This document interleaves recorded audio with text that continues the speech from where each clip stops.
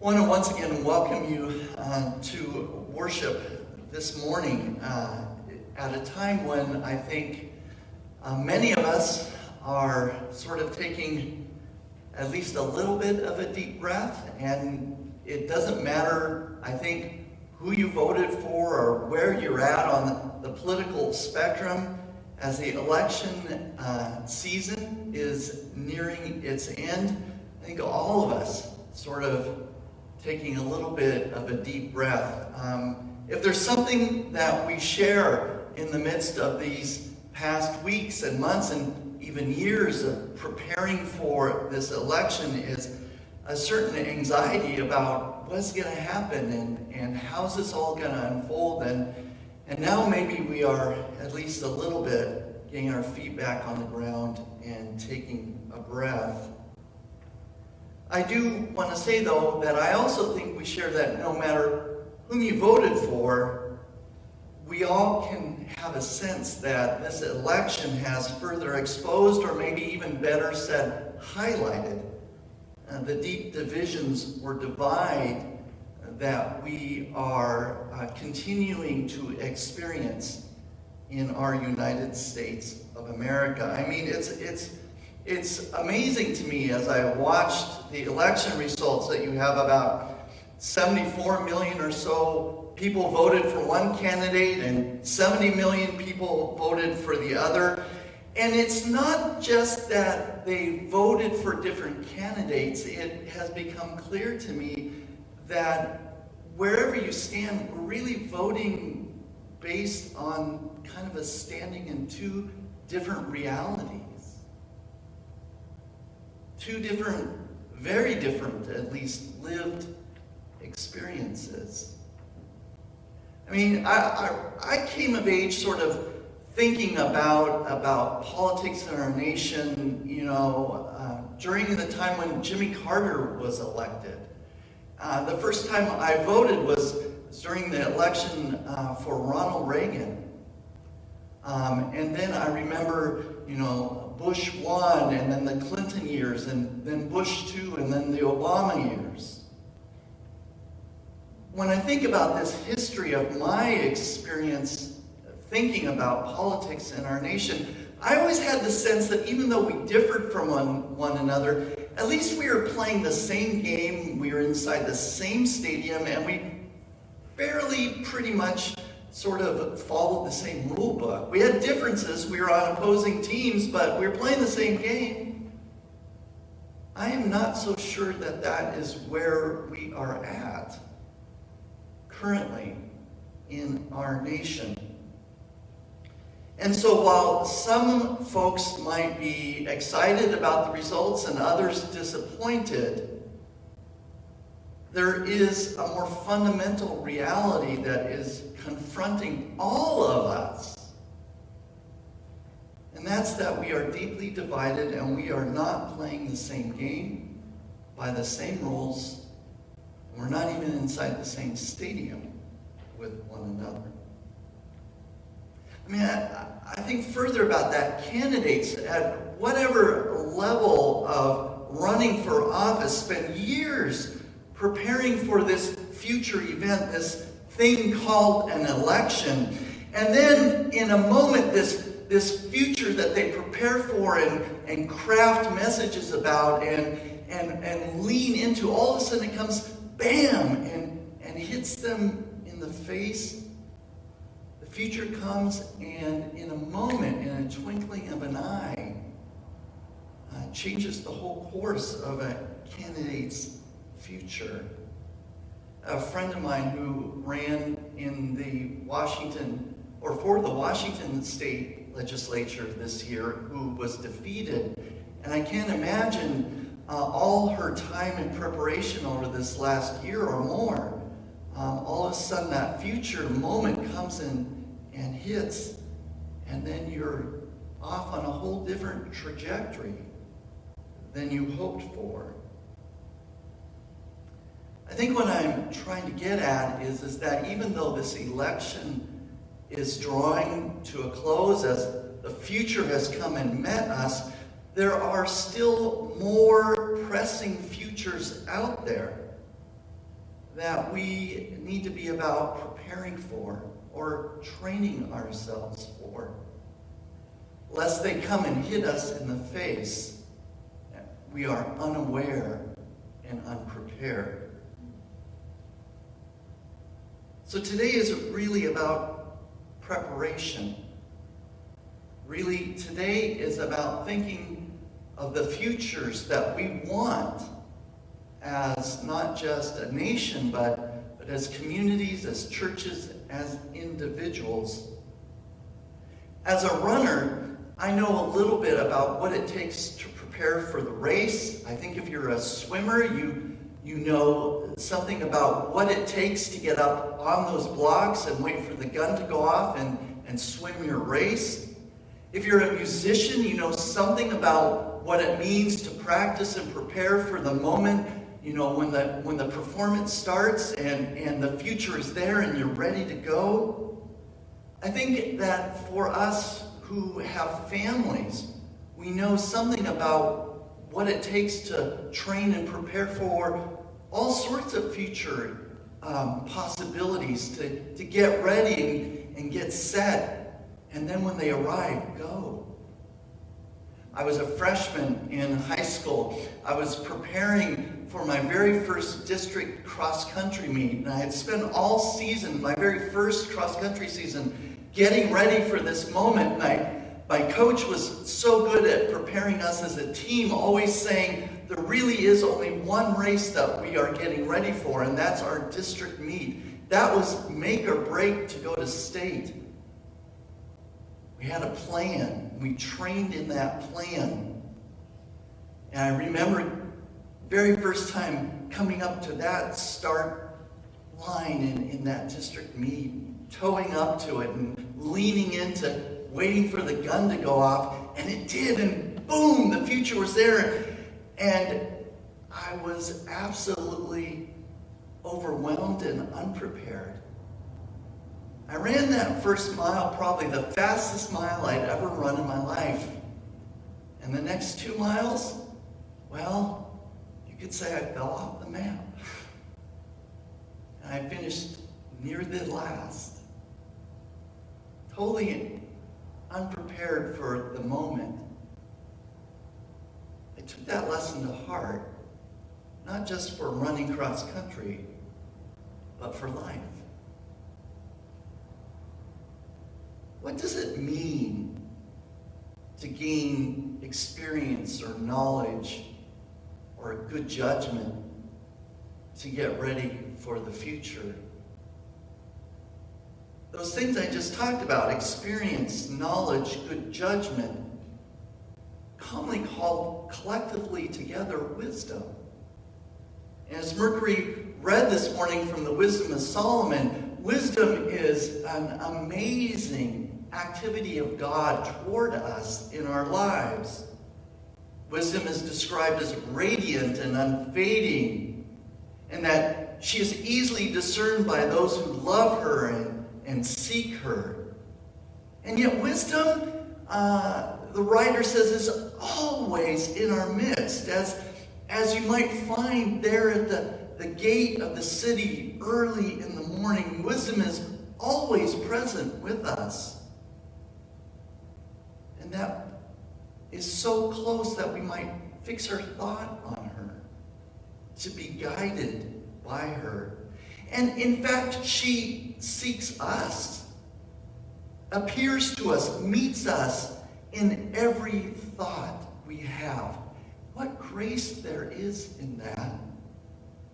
To know that in the end, the grace, the wisdom, the presence of God is always seeking us, to fill us, to guide us and keep us, really is there for us as we tow up to the line and get ready for the future. I gained wisdom over those years in high school running cross country. I was trained to hit my 1 mile pace, which usually in the Astoria way of running meant that if you hit your first mile pace, you were always at the back of the pack at mile 1. The Astoria way, the wisdom of it, I learned over those years in high school, was to accelerate from last to first in mile 2. And then in mile 3, it was all about your character. It was all about your training. It was all about being the person that you have prepared yourself to be on the cross-country course. Instead of finishing near the end or the back of the pack like I did when I was a freshman, my junior and senior years, our team was second in the state both years. I think all of us who grew together over those 4 years learned something about what it meant to be ready for when the gun goes off. That's what we're talking about today, is being ready for this new future that is approaching us. So when the gun goes off and the arrival of that future is heralded to us, we are ready to meet it. The gospel reading speaks of this quite clearly. It's all about the wisdom of preparing for a future that is coming. It's going to hit us in the face. The future that it talks about is something quite amazing.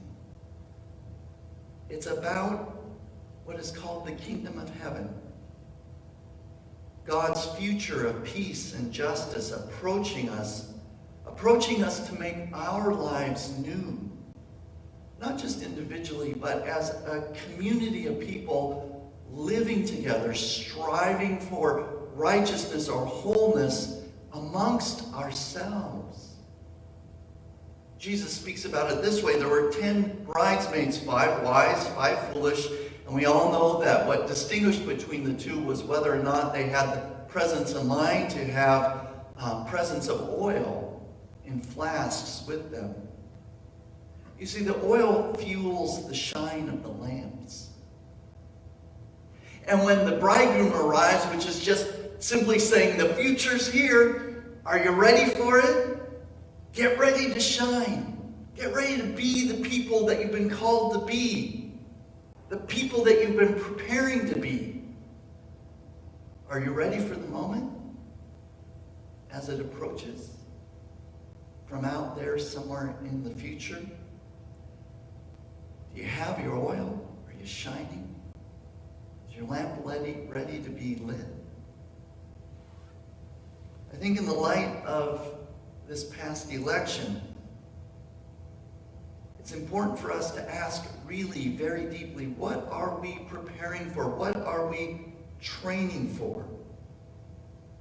And what is the oil in our lamps that will let us shine as God's people in the midst of our nation, in the midst of division, in the midst of an inability to hear or see or acknowledge those who are different from us?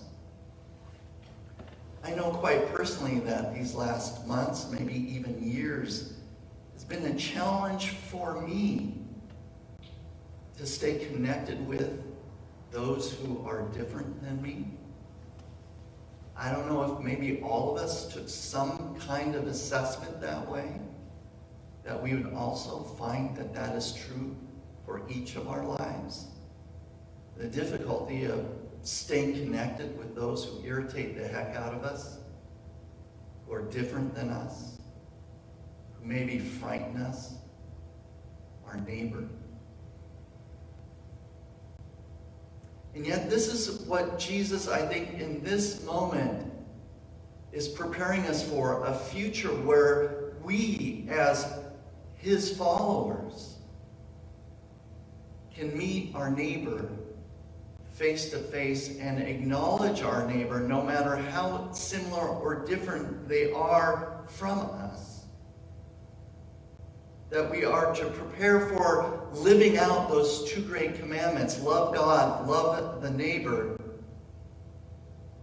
And that we do this as a people wisdom seeks out, us who are followers of Jesus. We do this as a people wisdom has sought out, a people wisdom appears to, a people wisdom meets, transforming us in order to be able to achieve what Jesus asks, the love of God and neighbor. This past week, our bishop here in the Southwestern Washington Synod sent out a letter to those of us in the Synod, and I want to say just a few things from it because I think there are words of wisdom in his letter. He says, God envisions us to be a community where all people treat one another with respect and dignity, even in the midst of disagreements and conflicts. And so part of our calling as followers of Jesus is to work with Christ to heal broken relationships, to restore shalom or peace to our hearts, to our families, to our society. He goes on to say that this does not mean that we become neutral on every issue, giving up or silencing our own points of view or our political positions. He says no to that. Quoting now, one key part of our calling as Christians is to provide food for the hungry, homes for the homeless, protection for children, and justice for the oppressed, just as Jesus did. Therefore, it is necessary for us to passionately denounce what is wrong in our society and actively work to make things right. That is a quote directly from his letter. He goes on at the same time, and now I'm putting this a little bit in my own words, but it follows his thought. At the same time, we are called to meet this future together as neighbors created in the image of God, all of us, each of us, created to let our lamps shine in the recognition that we are one in the midst of our differences and that we have gifts, oil, to shine in this way. Share just a couple of the gifts that our bishop mentions. The first of which is that amazing ability to model for others what you want them to be like for you. You want people to listen to your point of view? Listen first to theirs. If you don't want to be verbally insulted or attacked by others, don't do that to them. In every situation that you find yourself in disagreement, spend at least half your time listening. Spend at least half your time asking questions, being inquisitive and inquiring of what's going on for the person you're having a disagreement with. Spend more time assessing the situation rather than trying to defend yourself. Be aware that if you want the same, model it for others. Listen. Ask questions.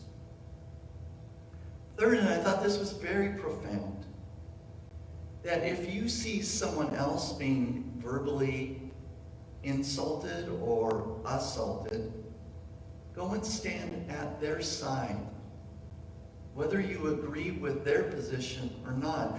Let them know that you understand that this is not right. And then turn to the other and begin the process of inquiry of what is motivating them to be aggressive in such a negative way. What hurt is there that needs to be understood? Help them in a process of gaining understanding that throwing their hurt on another isn't going to build anything up or get any of us toward the future I think we all hope for. Really important now, I think. Stay out of conflict on social media or email. Think before you press send. If you want to post something, write it out, and then step away from it for a while. And go back to it and ask yourself, is this for the betterment of our community? Or am I just ranting or venting right now? And then finally, remember those, not just in your family, but in your larger community who might be at risk of violence. Reach out to them. Let them know you see them and that you're willing to stand beside them no matter what happens as we move into the future. These simple suggestions by our bishop really are the oil that lights our lamps as people of faith, to help us shine as good witnesses to our larger community as followers of Jesus. The bishop ends with this, and so will I. Jesus once said, here's a simple rule of thumb for behavior. Ask yourself what you want people to do for you. Then grab the initiative and do it for them. If you only love the lovable, do you expect a pat on the back? I tell you, love your enemies. Help and give without expecting a return. You'll never, I promise, regret it. Live out of this God-created identity, the way our God lives toward us, generously and graciously, even when we feel like being at our worst. Our God is kind and compassionate, so may you be kind and compassionate.